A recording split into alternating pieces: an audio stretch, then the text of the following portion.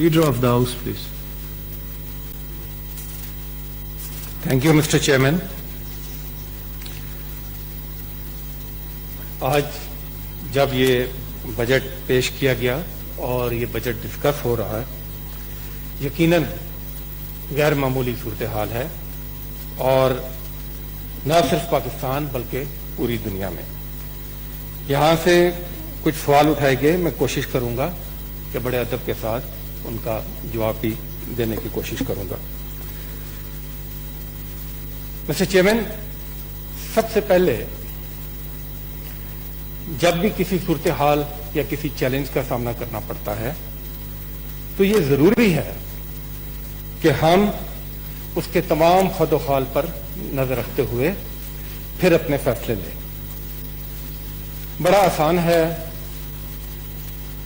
یہ سٹیٹمنٹ پاس کر دینا کہ کچھ نہیں کیا، یہ کہہ دینا کہ تباہی ہوگی، یہ کہہ دینا کہ آپ روک نہیں سکے، اور یہ تو اتنے تواتر سے کہا جا رہا ہے کہ مجھے تو اب شک ہونے لگا ہے کہ کل کو جب چاند گرہن کی نوید آئے گی تو شاید پھر بھی ہمیں یہ سننے کو ملے کہ اگر آپ نے بروقت اقدامات کیے ہوتے تو شاید اسے بچا جا سکتا تھا۔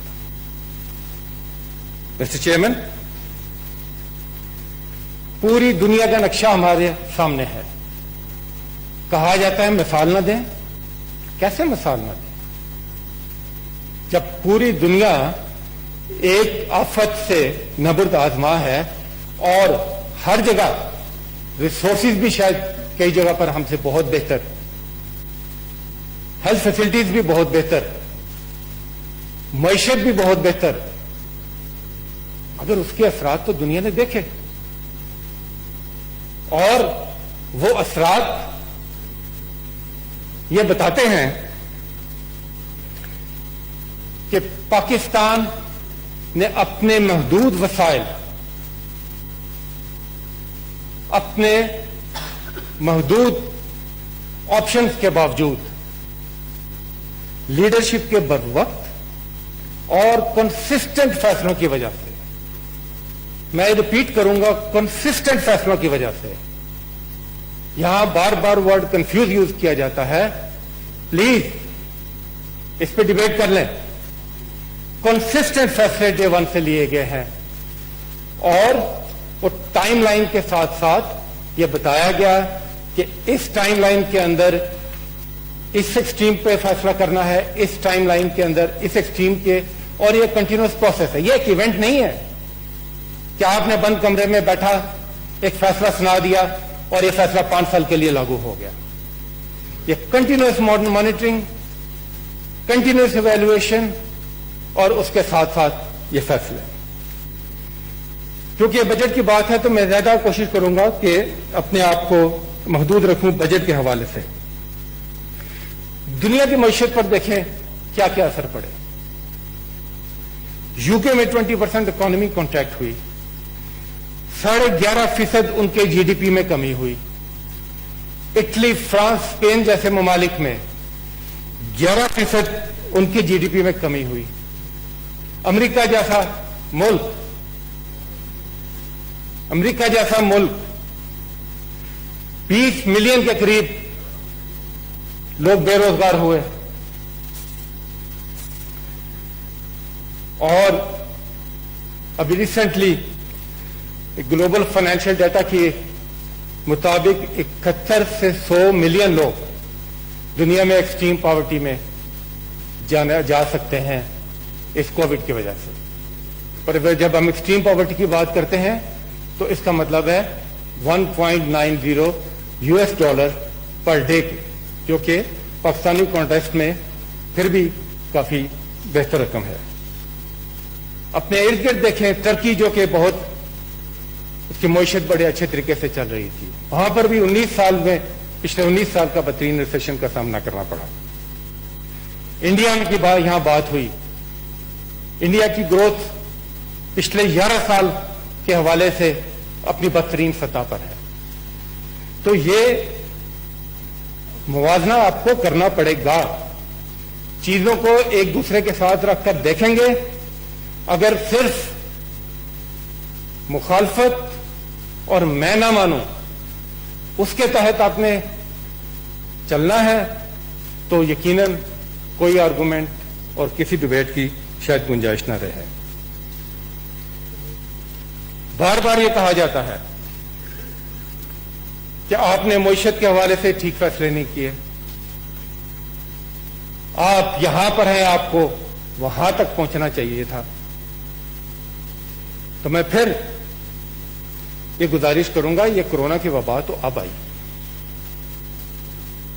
پاکستان کی معیشت تو آپ لوگوں کی حکومتوں سے پچھلے کئی دہائیوں سے وبا کا شکار ہے.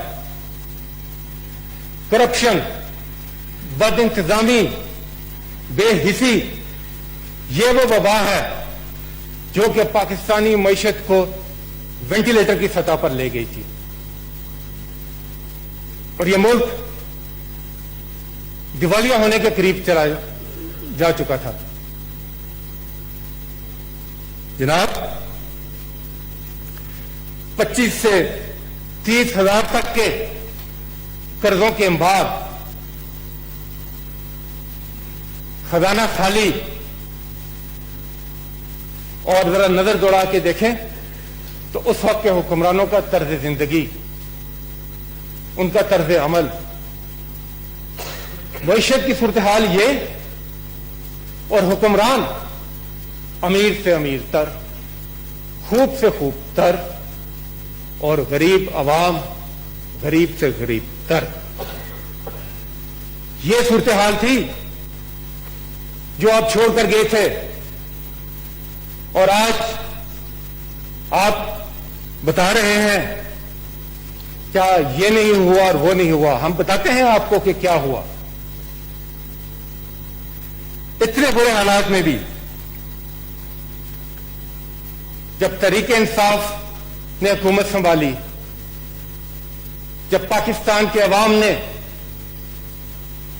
حکمرانوں کی, ماضی کے حکمرانوں کی, دونوں خاندانوں کی معاشی پالیسیوں اور بدترین بدحالی سے وچ آ کر عمران خان کو اپنا وزیر اعظم مقرر کیا, تو پہلا کام یہ تھا کہ معیشت کو استحکام بخشا جائے. اس کے لیے کام کیا گیا اور کام کیا گیا. صرف چند فگرز آپ کے سامنے رکھنا چاہوں گا کہ کرنٹ اکاؤنٹ ڈیفیسٹ اور کامیابیاں حاصل ہوئی, کیونکہ جب نیت نیک ہو تو بدترین حالات میں بھی اللہ تعالی کامیابی دیتا ہے. جو کرنٹ اکاؤنٹ ڈیفیسٹ تھا وہ 20 ارب سے 3 ارب تک اس میں کمی لائی گئی. امپورٹس کو کم کیا گیا, ایکسپورٹس میں گروتھ نظر آئی. ٹیکسز کی بات کرتے ہیں, 17%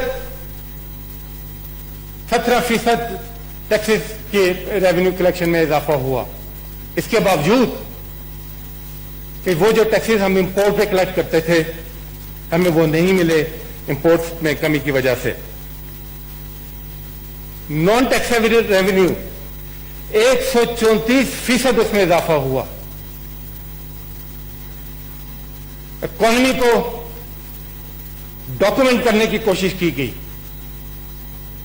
نتیجتاً ٹیکس فائلر کی تعداد میں ریکارڈ اضافہ ہوا.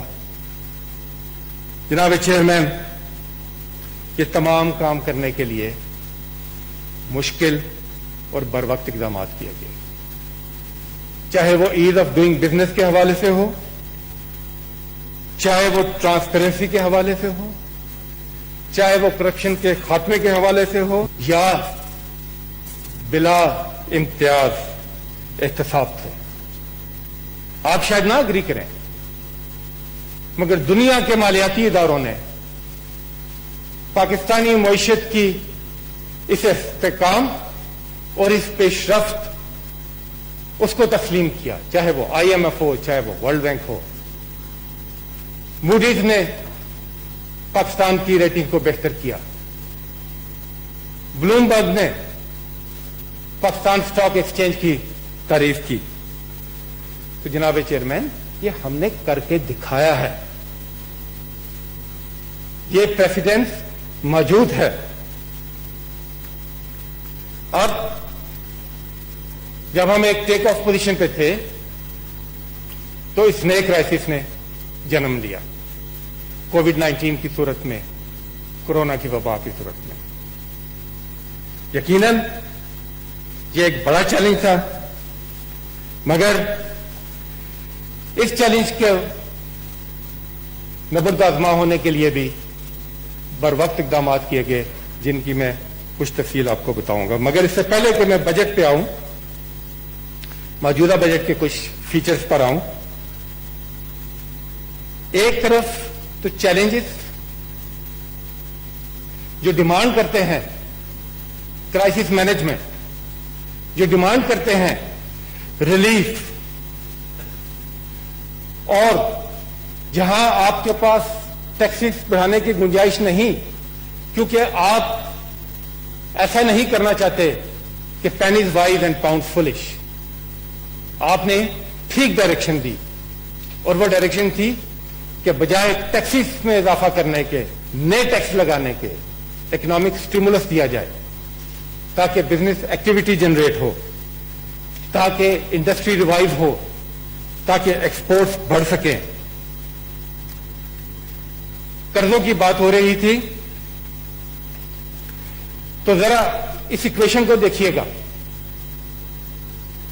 کہ صوبوں کو حصہ دینے کے بعد وفاق کے پاس صرف 3,700 ارب روپے بچتے ہیں, اور ان 3,700 ارب روپوں میں سے 3,000 ارب صرف قرضوں کی مد میں چلے جاتے ہیں.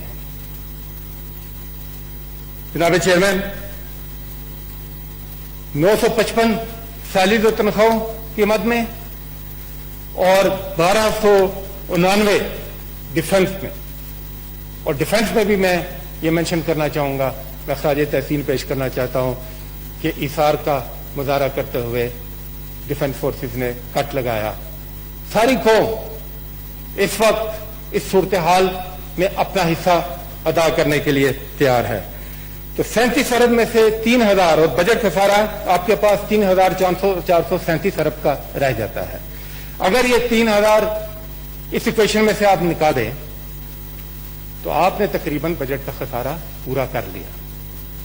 5,000 ارب کا قرضہ, پہلے ہم آپ کے دیے ہوئے قرضہ, آپ کا لیا ہوا قرضہ 5,000 ارب اس سے پہلے بھی ادا کیا جا سکتا ہے, کیا جا چکا ہے.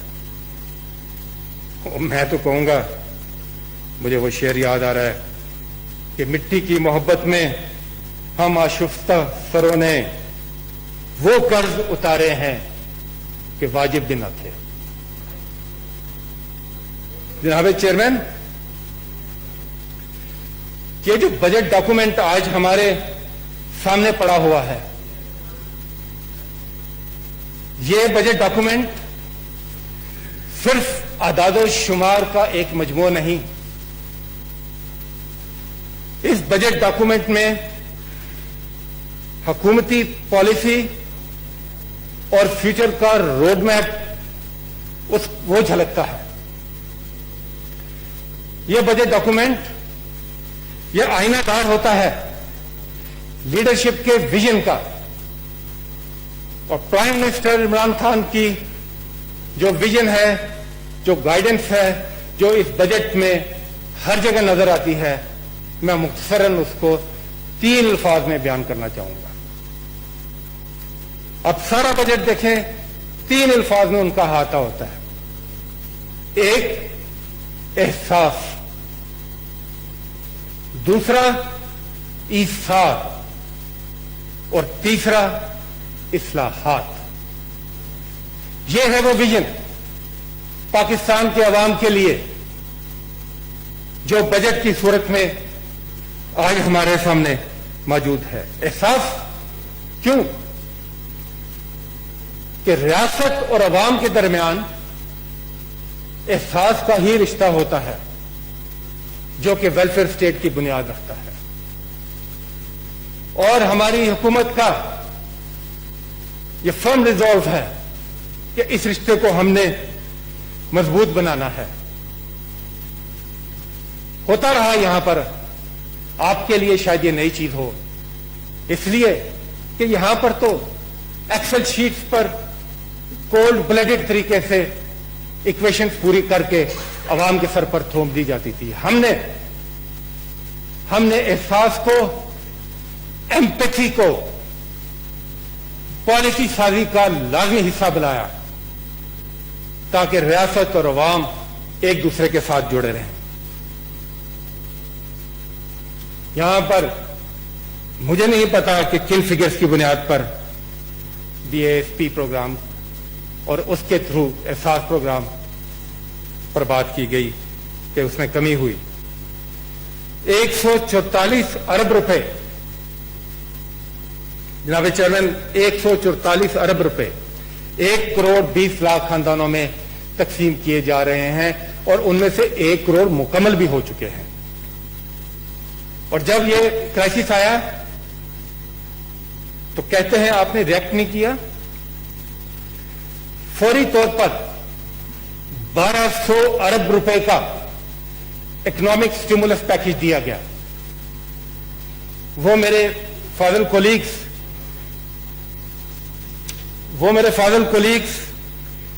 جن کو اس بجٹ میں کووڈ ریلیٹڈ ایلوکیشنز نظر نہیں آتی، وہ صرف اسی سٹیمولس پیکج کو ہی دیکھ لیں، جس کے 1200 میں سے 875 ارب اس وفاقی بجٹ میں مختص کیے گئے ہیں. اور یہ کس کو گئے ہیں؟ یہ کسی دوستوں کو نوازنے کے لیے نہیں، یہ اپنے خاندانوں میں بانٹنے کے لیے نہیں. 150 ارب روپے پاکستان کے غریب خاندانوں میں بانٹے گئے، بانٹنے کے لیے مختص کیے گئے. 200 ارب روپے ڈیلی ویجز والے لوگ جو سب سے زیادہ متاثر ہوئے. اگر آپ پاکستان کی ورک فورس دیکھیں تو دیہی علاقوں کی ورک فورس نکال کر جو باقی ورک فورس بچتی ہے، 72% لوگ وہ ہیں جو کہ پاکستان میں انفارمل سیکٹر میں اپنی روٹی روزگار کما رہے ہیں. اور یہی وہ لوگ ہیں جو سب سے زیادہ متاثر ہوئے. وہ 3.25 کروڑ کے قریب یہ لوگ ہیں، ان کے لیے 200 ارب روپے مختص کیے گئے. عوام کی سہولت کے لیے کیا یہ ہوا کبھی پہلے کہ 3 ماہ کے لیے یوٹیلٹی بلز اس کو مؤخر کیا گیا، 50 ارب روپے اس کے لیے رکھے گئے. یوٹیلٹی سٹورز کے لیے 100 ارب روپیہ، SMEs چھوٹے کاروباروں کے لیے 100 ارب روپیہ، اینڈ سو آن. اس کی مزید تفصیلات میں جائے بغیر میں دوسرے نقطے پر آتا ہوں، وہ ہے ایثار کا. کہ جب مشکل وقت میں آپ قوم سے قربانی مانگتے ہیں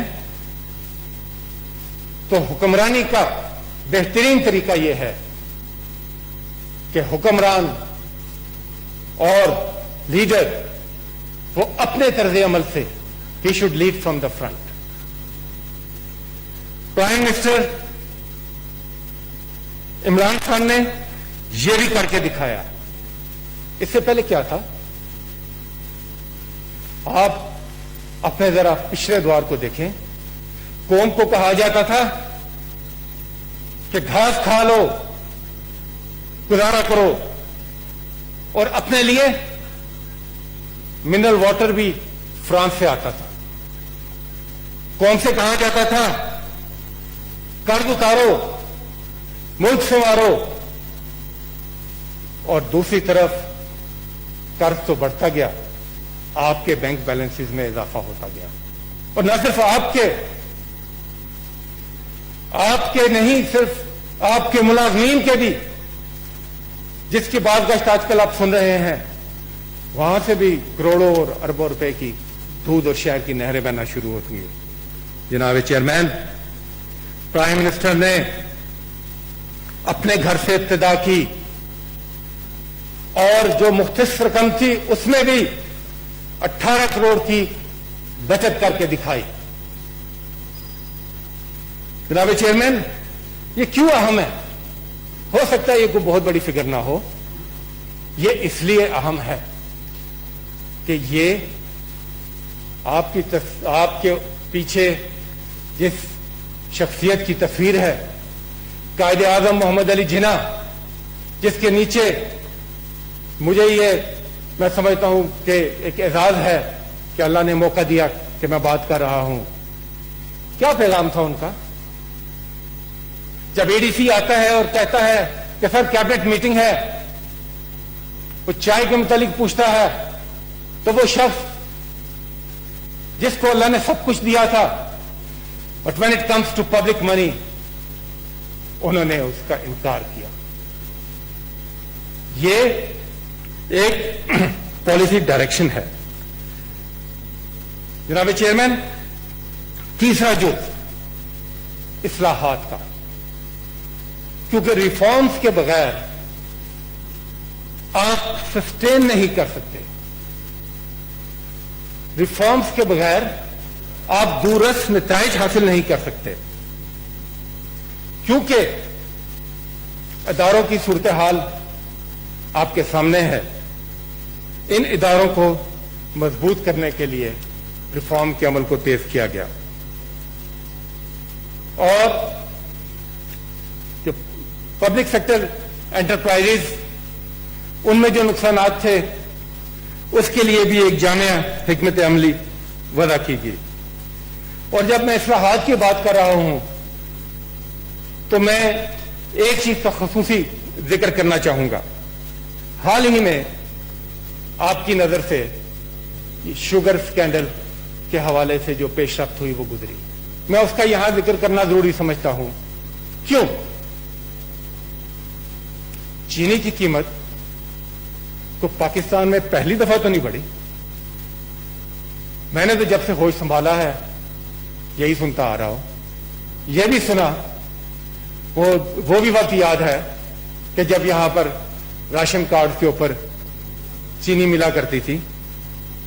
جناب، یہ اہم کیوں ہے؟ یہ اہم اس لیے ہے کہ جب قیمت بڑھی اس کا نوٹس ہوا، نوٹس ہونے کے بعد انکوائری کا عمل اس سے گزرے.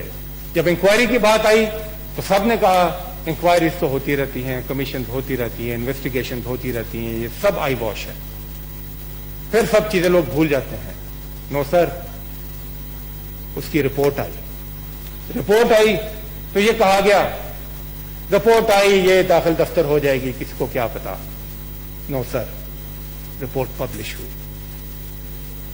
پبلش ہوئی، وہاں پر عمل رکا نہیں. اس کا فورینسک انالیسس ہوا، فورینسک انویسٹیگیشن ہوئی. کیوں؟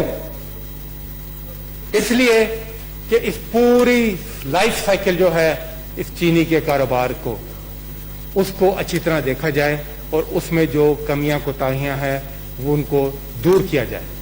صرف پینلائز کرنا مقصد نہیں تھا.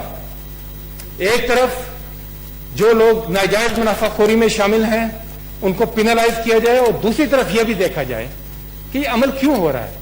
جناب چیئرمین، اس ملک میں یہ ہوتا چلا آ رہا ہے، مگر اب اس عمل کو روکنا ہے اور یہ رکے گا انشاءاللہ. اور 18th امینڈمنٹ کے بعد صحت ایک ڈیوالو سبجیکٹ ہے اور بنیادی ذمہ داری اس کی صوبوں پر ہے. اور صوبوں کے اندر آپ نے کیونکہ بار بار سندھ کا ذکر کیا تو دیکھ لیں کہ کتنی ایلوکیشنز تھیں اور گراؤنڈ پر رزلٹ کیا ہے. مگر کیونکہ یہ ایک نیشنل ایمرجنسی تھی تو یہ نہیں ہو سکتا کہ حکومت اپنی ذمہ داری سے بری ذمہ ہو جائے، سارا کام صوبوں پہ ڈال دے. نہیں، ایسے نہیں ہوا اور نہ ایسے ہو سکتا ہے. حکومت نے بھرپور ساتھ دیا، بھرپور معاونت کی صوبوں کی، چاہے وہ کٹس کے حوالے سے ہو, اکوپمنٹ کے حوالے سے ہو, کیپیسٹی بلڈنگ کے حوالے سے ہو, پرسنل پروٹیکشن اکوپمنٹ کے حوالے سے ہو, سو آن اینڈ سو فورتھ. مگر یقیناً یہ ایک ایسا شعبہ ہے جو ہمیشہ نیگلیکٹ ہوتا رہا. مجھے خوشی ہوئی آج ان کے ہاں سے سن کے کہ بالآخر ان کو بھی احساس ہوا کہ نہیں, اس شعبے میں زیادہ توجہ کی ضرورت ہے. جناب چیئرمین, کہا گیا کہ زراعت میں تو کچھ کیا ہی نہیں, کچھ ہوا ہی نہیں. ٹڈی دل کا بھی ذکر آیا. جناب چیئرمین صاحب, اس کرائسس کے دوران دنیا میں جو سب سے بڑا ایشو اٹھا تھا وہ فوڈ کرائسس کا, اور تمام ملک اس پوزیشن میں نہیں تھے کہ وہ اس کرائسس سے نپٹ سکے. اور ایک بات کھل کر سامنے آئی کہ بالآخر خوراک کا نعم البدل کچھ نہیں ہو سکتا. انسان کی بنیادی ضرورت تھی, ہے اور رہے گی, اور وہ ہے خوراک, فوڈ سیکورٹی اور مسلسل خوراک کی فراہمی. الحمدللہ بدترین حالات میں بھی پاکستان میں فوڈ سیکورٹی کے حوالے سے کوئی مشکل نہیں آئی اور سپلائی چین مینٹین رہی. 100 ارب روپے کا, میں ریپیٹ کروں گا, 100 ارب روپے کا ایگریکلچرل پیکج دیا گیا. اس کے علاوہ ایگریکلچرل ایمرجنسی پروگرام, اس کے لیے رقم مختص کی گئی اور یہ 5 سال کا پروگرام ہے. اور زراعت کے فروغ کے لیے 12 ارب روپے, اور صرف ٹڈی دل کے لیے, لوکس کنٹرول کے لیے 10 ارب روپے. جناب چیئرمین, اسی کرائسس کے دوران ایک اور چیز کھل کر سامنے آئی کہ اس کرائسس کے بعد کی دنیا مختلف ہے. اس ہاؤس میں بھی کئی دفعہ یہ آواز اٹھی اور درست اٹھی کہ ہمیں اپنے آپ کو ری الائن کرنا ہوگا اس بدلتی ہوئی انوائرمنٹ کے حوالے سے. چاہے وہ کاروبار ہے, چاہے وہ صحت ہے, چاہے وہ پارلیمان ہے, چاہے وہ ایک دوسرے سے رابطے ہیں سوشل ڈسٹینسنگ کے ماحول میں, تو انفارمیشن ٹیکنالوجی کا رول بہت اہم طریقے سے ابھر کر سامنے آتا ہے. جناب چیئرمین, اس بجٹ میں انفارمیشن ٹیکنالوجی کے حوالے سے بھی منصوبے رکھے گئے تاکہ پاکستان کو ڈیجیٹلائز کیا جائے, اور خصوصاً نالج اکانومی کے حوالے سے, تاکہ جو فورتھ انڈسٹریل ریولوشن ہے اس میں ہم بھرپور طریقے سے انٹر ہو سکیں. نالج اکانومی وہ ہے جو کہ ہمارے پڑھے لکھے یوتھ کے لیے جاب کریشن کا آسان طریقہ ہے. نالج اکانومی وہ ہے جس میں ہم سافٹ ویئر ایکسپورٹ, وہ جو کہ اس سے بھی زر مبادلہ کما سکتے ہیں. اور آخر میں ایز آف ڈوئنگ بزنس کے حوالے سے اقدامات کیے گئے اور کوشش کی گئی کہ یہ جو ہمیں ایک عادت بن چکی ہے امپورٹڈ لگژری آئٹمس کی, اس سے نکلیں, اپنے آپ کو, اپنی عادات کو, معاشرے میں اپنے رہن سہن کو اپنے حالات کے مطابق ڈھالیں, اور میڈ ان پاکستان کے سلوگن کو اپنائیں. اور اسی وجہ سے جب امپورٹس رکی تو امپورٹ سبسٹیٹیوٹ انڈسٹری, اس کے لیے مراعات دی گئی, چاہے وہ خام مال کی درآمد میں ٹیکسز اور ڈیوٹیز میں کمی ہو, چاہے وہ ٹیکسز کے حوالے سے ریفنڈ کے ان کے جو ایشوز ہیں ان کو سالو کیا گیا. سارے کام اس لیے کیے گئے کہ اکنامک سٹیمولس ہو تاکہ اکانومی کا پہیہ چلے, روزگار کے مواقع پیدا ہوں. آخر میں گزارش کرنا چاہوں گا اپنے آنریبل کولیگ سے کہ یہ ایوان यहाँ कहा गया कि हमें इंटरेस्ट नहीं, नो सर, आपको इंटरेस्ट लेना पड़ेगा, आपको इंटरेस्ट लेना चाहिए। इंटरेस्ट लेना इसलिए नहीं कि यह आपकी जाती पसंद या नापसंद है, इंटरेस्ट लेना इसलिए कि आप उस ऐवान में बैठे हैं जिस ऐवान में अवाम ने आपको भेजा है। ये अमानत है और इसमें आपको ये हक नहीं कि आप इस अमानत में खयानत करें। इंटरेस्ट लेंगे हमारे कोलीग, और ये जो कलेक्टिव विजडम है इस ऐवान की, उसको हम वेलकम करते हैं। इस ऐवान की कलेक्टिव विजडम जो है वो हमारे लिए बड़ी अहमियत की हामिल है, और उम्मीद है कि इस बजट के हवाले से अच्छी तजावीज़ आएंगी। और मैं ये आखिर में यकीन दहानी करता हुआ चलूं कि पाकिस्तान की हुकूमत प्राइम मिनिस्टर इमरान खान की क़यादत में इस बात पर